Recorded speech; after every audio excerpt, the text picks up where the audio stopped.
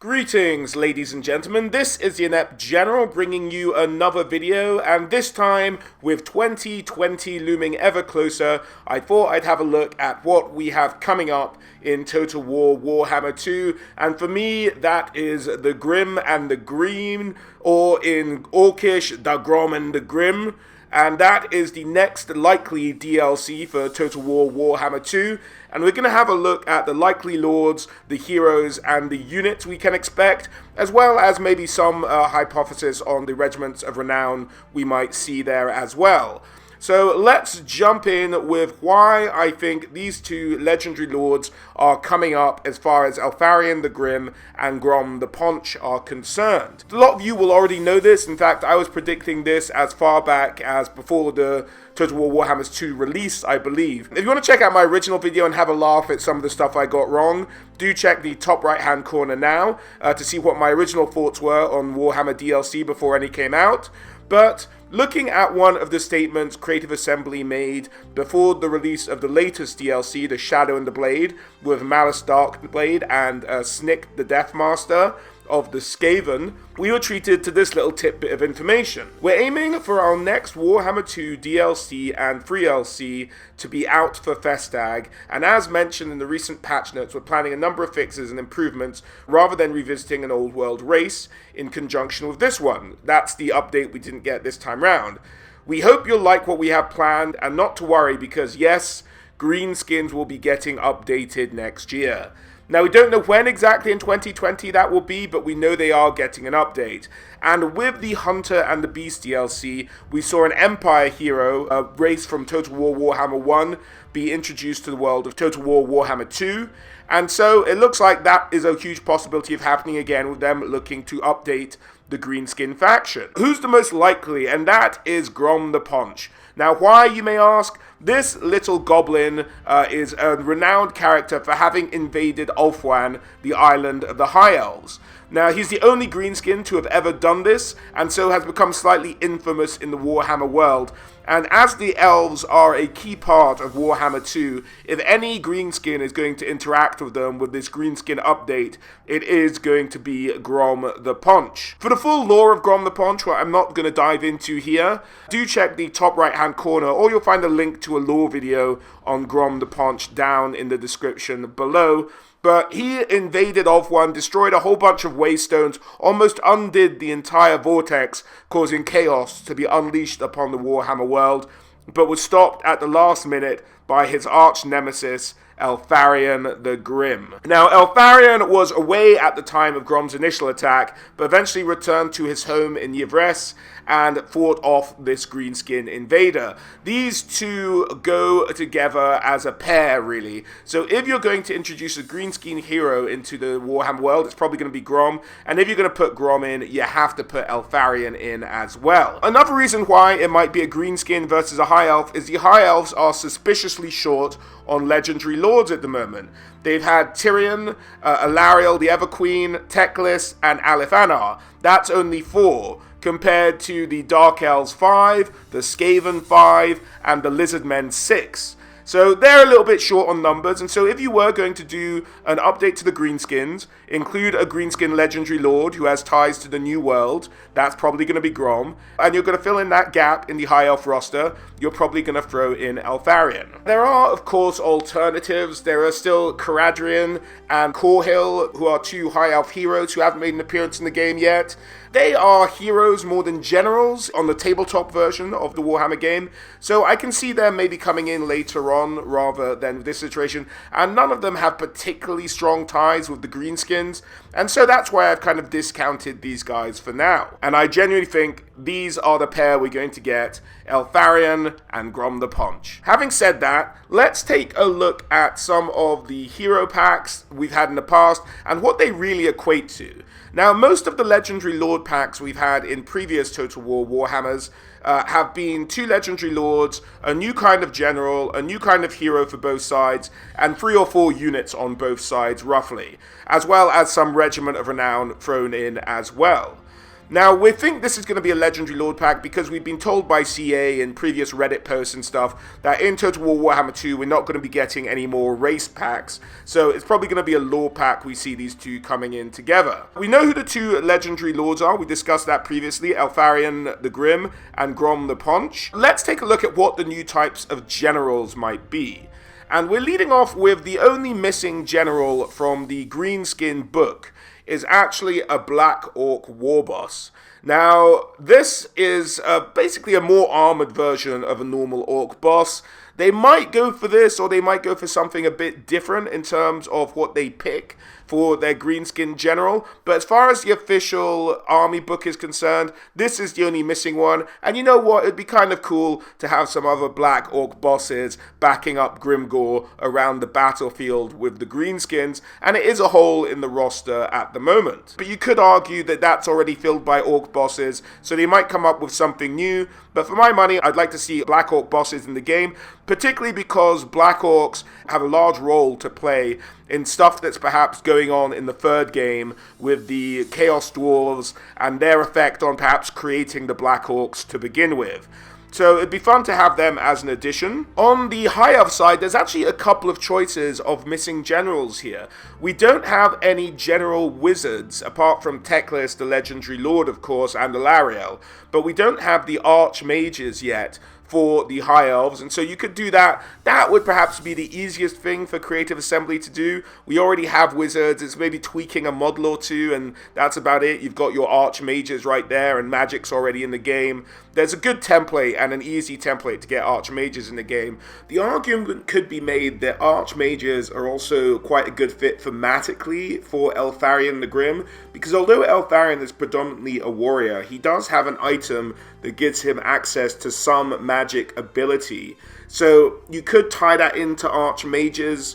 But the more interesting choice, and the one I think people would most be happy to pay for, is probably getting in the Anointed of Asuryan. Now, these are the chosen of the Phoenix Guard. They go on to become generals, despite the fact they don't talk, which, you know, has always been a bit of a problem. They ride into battle on phoenixes, which would be a great mount to have in Total War Warhammer 2. So I think the general is most likely to be the Anointed of Asuryan, getting a big anti-large damage-dealing lord in there to back up the High Elves. So that'd be my pick. Maybe they throw in the Archmages as well as part of some free LC or something like that. But that's what I'm thinking for the High Elf General. In terms of their heroes, we have the Greenskins, which are a bit of a loss, really. They kind of have all their heroes already as far as the roster is concerned. What you could maybe do, and this is a bit of a push, and fills a bit of a niche in the Greenskin army as far as Total War is concerned, is perhaps some kind of missile-focused goblin boss hero. Grom the Paunch is, of course, a goblin, so it would be kind of thematic, and they don't really a lot of heroes that boost missile damage that the Greenskins can do. So that would be an interesting hero. Maybe he just does that for them, goes around, perhaps can do some good assassinations and what have you as well, although they have units that can do that already. But that's my thinking, maybe something along those lines as far as a hero for the Greenskins are concerned.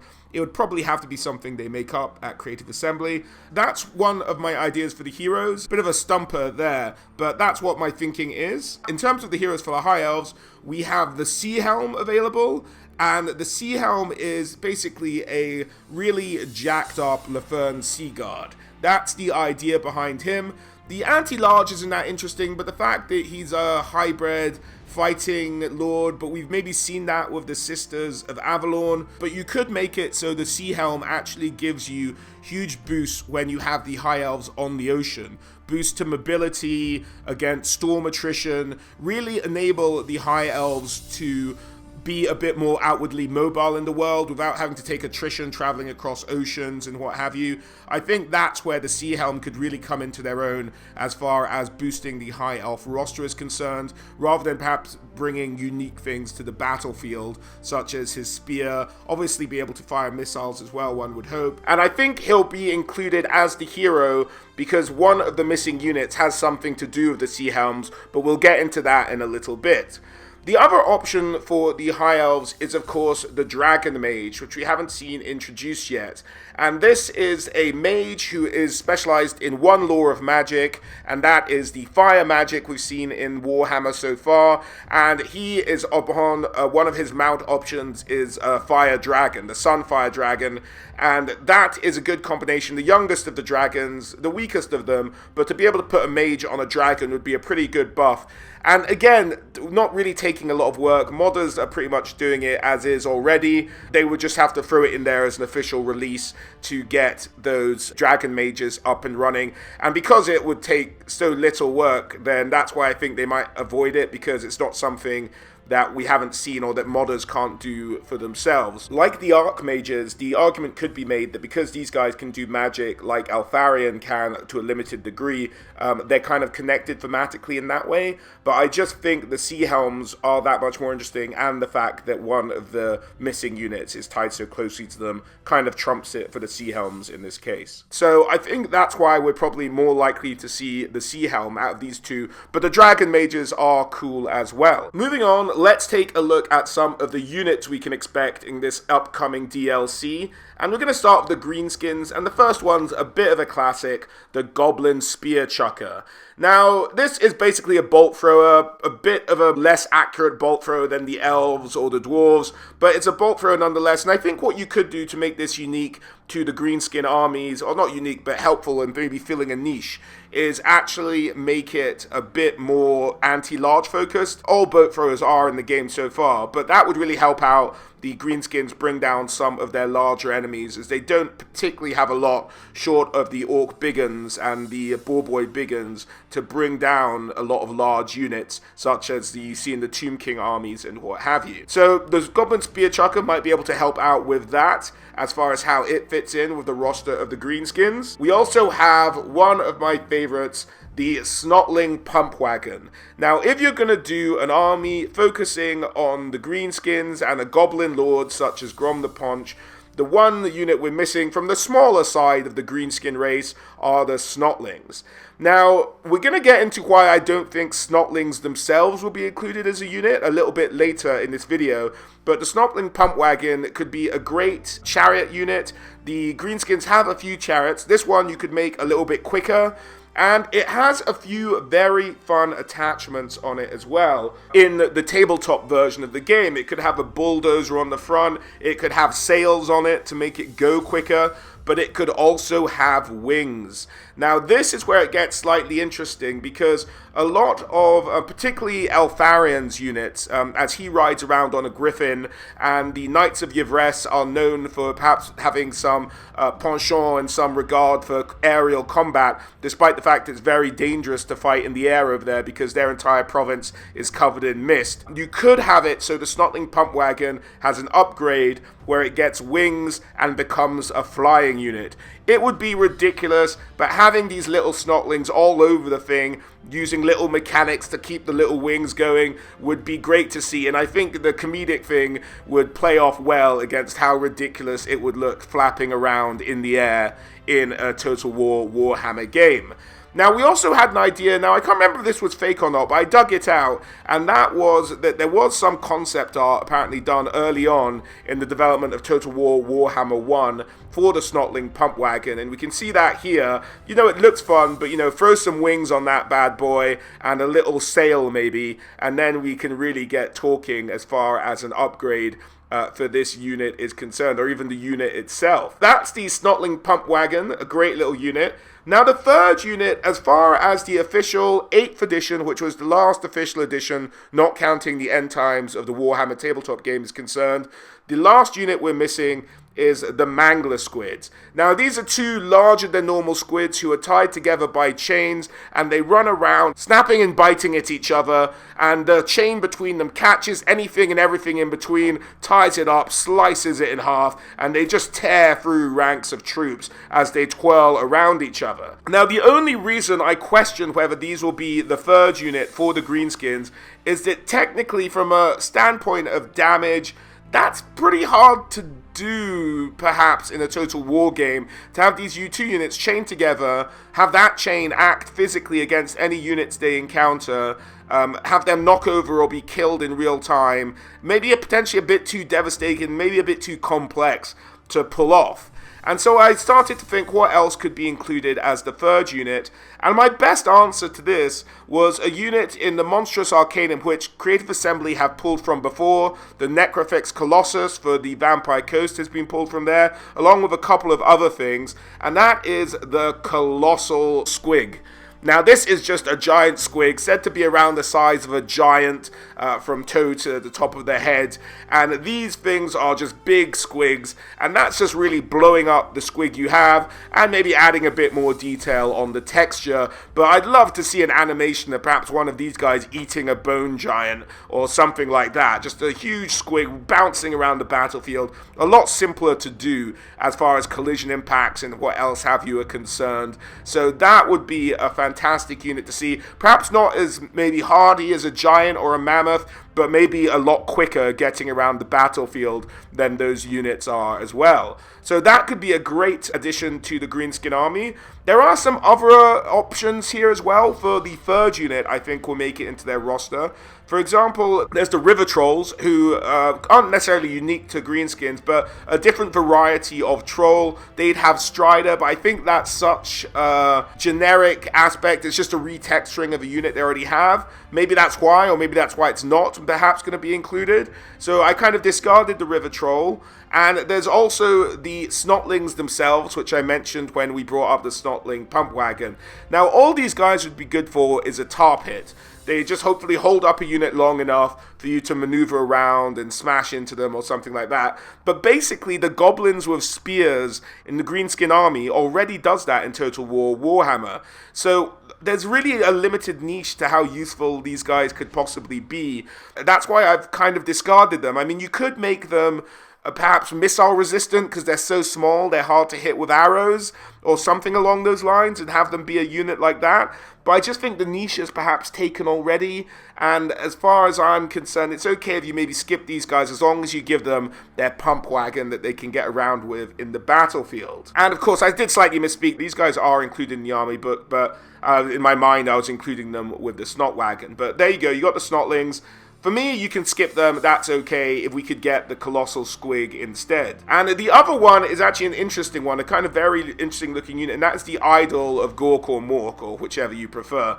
And that's just a big stone structure brought to life of the spirit of the Greenskin gods. Now, this would be basically a heavily armored giant for the Greenskin army. This is an interesting way they could go, but I don't think it'd be either this or the Colossal Squig. And, you know, I just think that thematically, goblins and a goblin grom pack, a Colossal Squig might fit in a little bit better than the idols to Gork or Mork. So that's what my guess is. Let me know if you guys think differently down in the comments below. And we will move on to the High Elves. And the first one for me has got to be the Lefern Skycutter. A very quick, very mobile bolt thrower, basically. These guys have a bolt thrower attached. You can have crew in there on the tabletop, but I think as far as making them fill a niche in the High Elf army, having a very heavily mobile artillery piece really helps them out. And so that's why I think the Lefern Skycutter could be a fantastic bit of kit for the High Elves. Now, it also goes quite thematically with the idea of Eltharion the Grim, who is, of course, the Warden of Yvres. And Yvres likes to sort of have some units that fight in the air. He, of course, is on his Griffin. This Lefern Skycutter is there as well in the air. Again, not hauled by a Griffin or even an Eagle, as we've seen. These guys are known as, I think, Swift Feather Rocks. And that's why they go around. They're not the same giant birds we've seen in the High Elf army before. They're slightly smaller than eagles, I believe. But they are being kept aloft on a magic cloud, shooting down bolts on the enemy below. And this is also a mount for the Sea Helm we mentioned earlier. That's why I think we're probably going to have the Sea Helm as a hero, because one of the key missing units from the High Elf army is the Lefern Skycutter. So can't wait to get these guys, and hopefully they'll be included in the pack. Apart from the Skycutter, we also have missing in the units is just Griffins. Now, I had to scratch my head a bit and figured there's no way they try and sell us Griffins as a new unit in Total War Warhammer.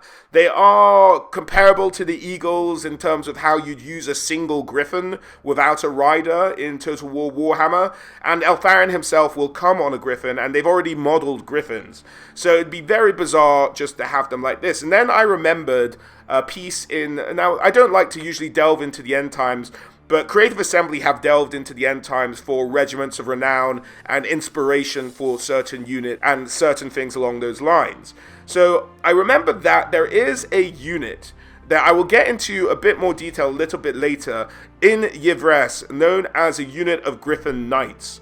Now, these guys would operate like the Hippogriffs for Bretonnia, I imagine. Maybe 5 in a unit, something like that.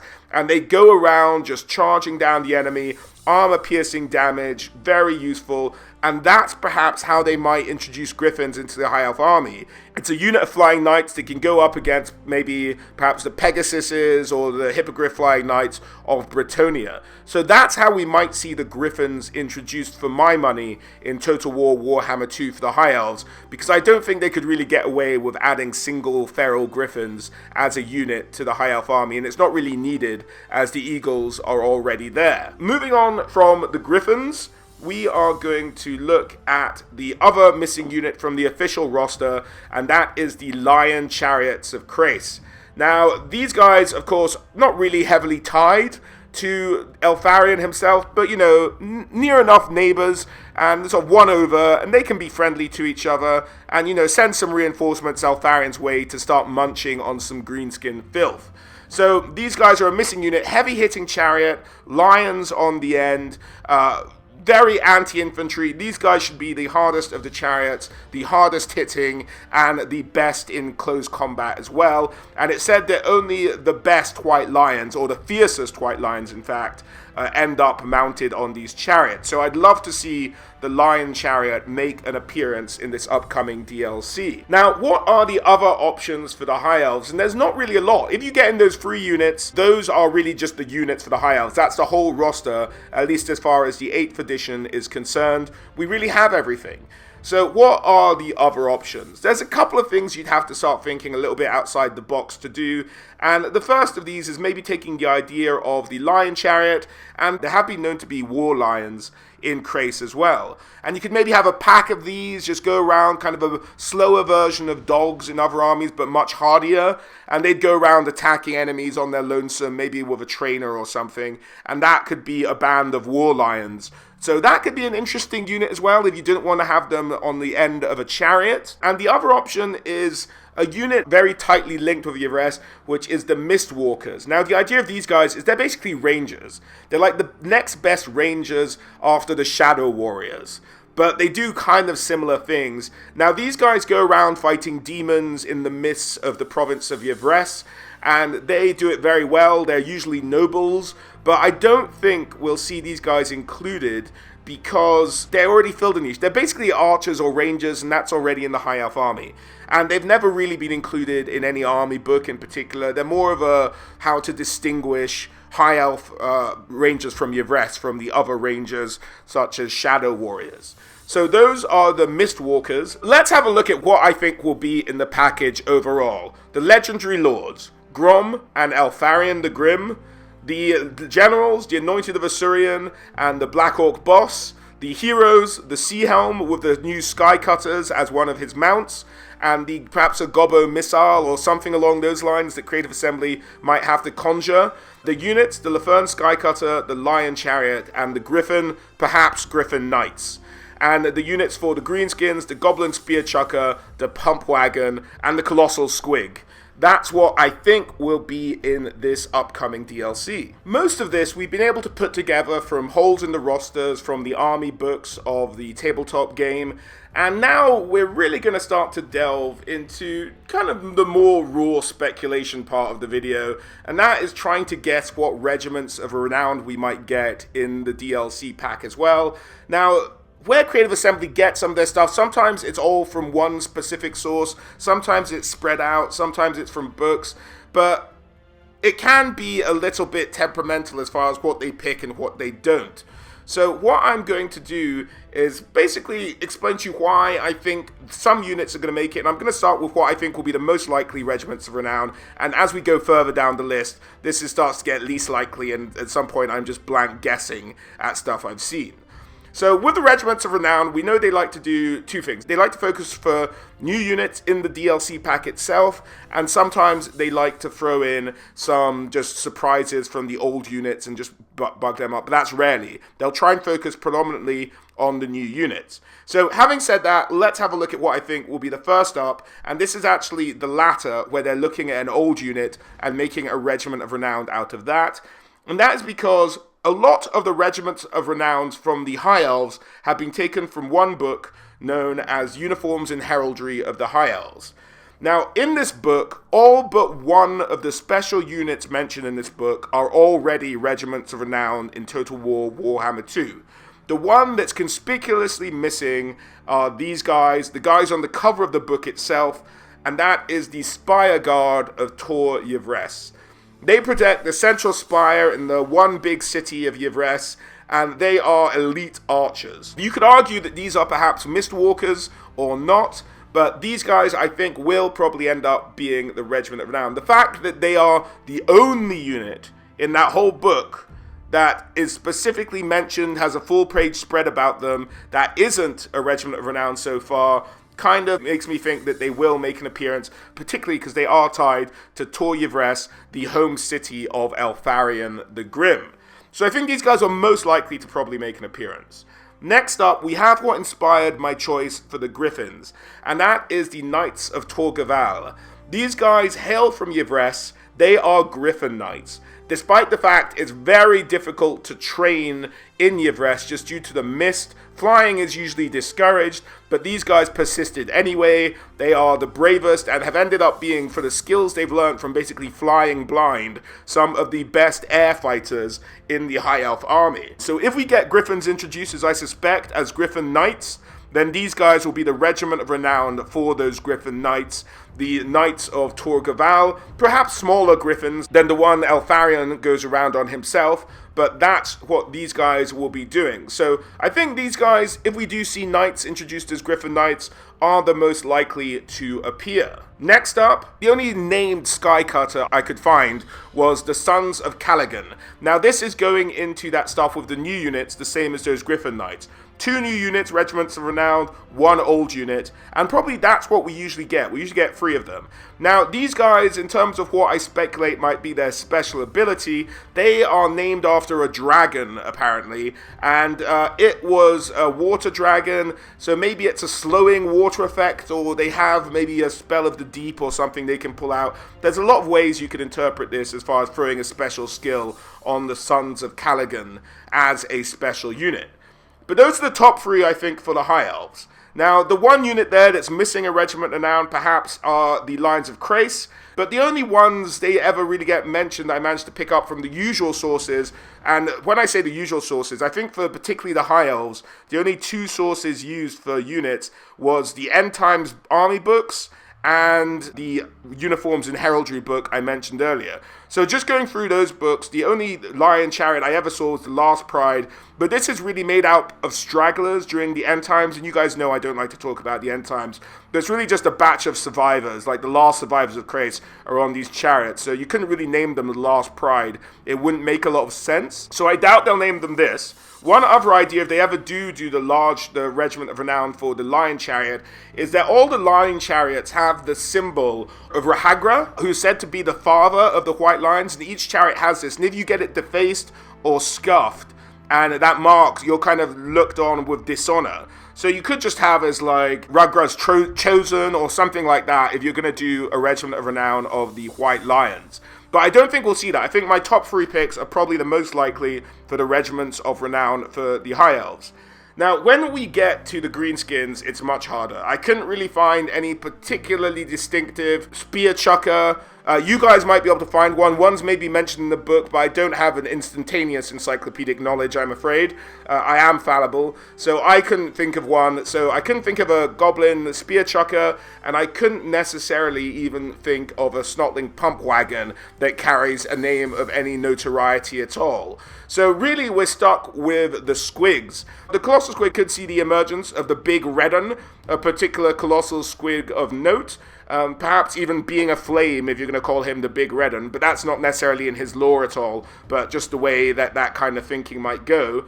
But if they went for the mangler squid, there's also the possibilities of Nasha and Basha, who are part of the Moon Clan Mangler squigs, and they could go around together, gnashing and bashing with each other. So depending on which option they go for, the Colossal or the Mangler squigs there. That's probably what we're looking at for the Greenskins. That's the best I could come up with. Now, last but by no means least, let's talk about starting positions and where we might find these legendary lords in the Total War Warhammer world. Now, we're going to start with the Vortex map, as it is the second iteration of the game, and this is its main map. Now, as you guys know, Eltharion comes from Tor Yvresse, which is located here in the blue circle. Now, it is on the eastern side of Ulthuan, and Ulthuan on the Vortex map is pretty big. Like, you can do a lot of stuff with it. So you could start him there, but he is a bit cramped up against the wall. You have some Norskin stuff going on there. You have Albion up in the north. You could maybe have some struggle with. Sartosa might be coming at your coast quite regularly, so you'll have a lot of dealings with that pirate hag down there. And then you can like venture further south, hit the Tomb Kings, hit the Norskins to the north, making your way across to the Dark Elves eventually while making peace at home. Now, one thing I did like in the latest Shadow and the Blade DLC is what they did with Malice Darkblade, and they put him on a raiding party.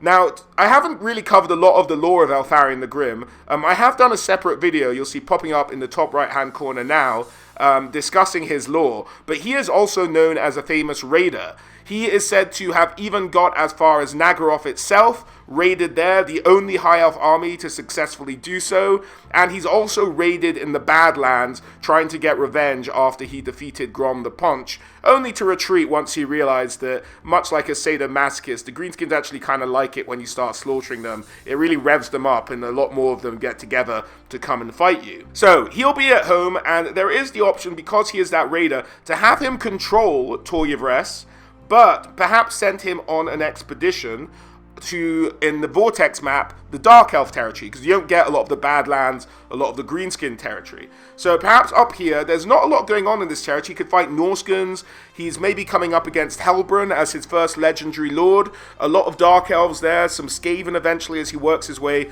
towards the capital of the Dark Elves that way. So that could be a very interesting, you have the home base and Eltharion's over here in Dark Elf territory to start his campaign. That could be a pretty interesting mechanic. Now, as far as Grom the Paunch is concerned, Grom, when he disappeared, he didn't die in the battle, but he disappeared and is said to have run off into the ring of mountains on the island of Ulthuan itself. Now, he could re-emerge anywhere along the line. You can't put him right next to Eltharion. That'd be a very short campaign if they kill each other in turn 2. It really takes the wind out your sails. But because I think a very interesting starting position for him might be on the other side of Ulthuan, near Tiranoc. He has the options to perhaps even come with an ally as the Dark Elves, who are in Nagaroth to the north of him, and then he can start to charge down. He'll have a lot of resistance from Tyrion. He'll have the Everqueen coming up through the gates that he'll have to control fairly promptly. But starting Grom the Paunch's rampage against Ulthuan the second time around, I think from a lore perspective, it's better that he starts on Ulthuan itself, and the opposite side to Eltharion would be a pretty good starting spot as they both can build up their forces before they go head to head. A lot of the mechanics around Grom's campaign will probably be about destroying waystones to unlock the Vortex. And so he'll probably have a few places he has to go in Ulthuan and do certain things to trigger a final fight as far as the Vortex map is concerned. But I like him teaming up with the Dark Elves up there and maybe fighting, giving them a bit more bad guy punch up in the north to try and take Ulthuan fairly early on. Now, there are alternatives. You could put him in the south next to the Tomb Kings. He'd have a very interesting fight there against Reponse. He'd have some dwarves to fight. He'd have all the Tomb Kings. He'd have Tic-Tac-Toe. So that would be a pretty interesting spot for him as far as opposition goes, but that's still him more concerning himself with the Tomb Kings, and Grom the Paunch is about killing elves. Maybe a lot of the Empire as well, but mainly killing elves these days. So that, maybe not. You could put him up here, maybe in the Northgard, maybe make a mountain hold for him. You can take Albion, move across the north, and maybe start to charge down there. You could give him immune to sort of Chaos lands, because one of the reasons in the lore he started going around attacking Ulthuan was that there was a Chaos, let's say influenced Orc Shaman called Blacktooth, who was actually kind of guiding Grom the Paunch along to destroying the Waystones and potentially unleashing chaos around the world. So he might be tainted by that. You could make that argument, that experience, and so he can live in those territories quite happily. Maybe not, but that's just one other option. You could throw him down here in Lustria, where that mountain range is, to try and get him started there, just to give the Greenskins some good mountain range to build their empire off of. But again, he'd have to fight all the way through the Lizardmen to get to Eltharion. So that would be, and the Skaven as well. So that would be a bit of a push. You'd be kind of hard-pressed to get to your campaign and fight your nemesis. Having said that, my favorite is probably this. You start Eltharion in Turi of Res, and then you start Grom the Paunch on the other side of the island, and they are just fighting towards each other in the middle with perhaps the backup of some Dark Elf friends. So that is kind of the way I see it playing for the Vortex campaign.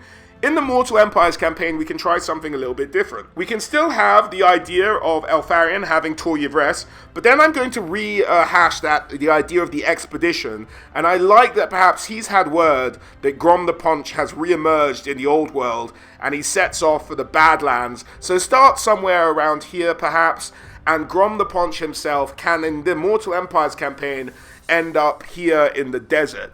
Because Eltharion now is much closer to him, it negates a bit of that issue and gives Eltharion a bit of a challenge, having to fight through some of the greenskin enemies there, get his fill of greenskin blood, and then come down to try and take on Grom the Paunch. Grom, not too far away, can maybe make an alliance with some of these guys, escape out and start to open up his empire in the Badlands again, coming up against Eltharion. Not too far away there at all. So I see that's a going. The problem is, by starting the same positions they would in the Vortex campaign, Ulthuan is much smaller on the Mortal Empires campaign than it is in the Vortex campaign, and so that would be a bit too short, having them that far away in the Mortal Empires. It wouldn't be too hard to get round and finish off Grom the Paunch. He wouldn't be the pain in your side you're ultimately expecting. So this is where I'd like to see them in the Mortal Empires campaign. Let me know your guys' thoughts as far as starting positions are concerned down in the comments below. But that's about it, guys. I can't wait for the Grim and the Green, or the Grom and the Grim in Orcish speak, but I think that will be our next DLC pack, probably sometime in March or February if I was to hazard a guess. Can't wait for that. Can't wait to get my hands on these two legendary lords. Do check out their lore videos popping up. Do check out their lore videos, guys. And if you want to have a laugh at my expense, do check out my predictions for the DLC I made a couple of years ago as well. But that's about it for me this time around, guys. As always, a huge thanks for watching, and I hope to catch you all on the next one. Alright, guys? Bye.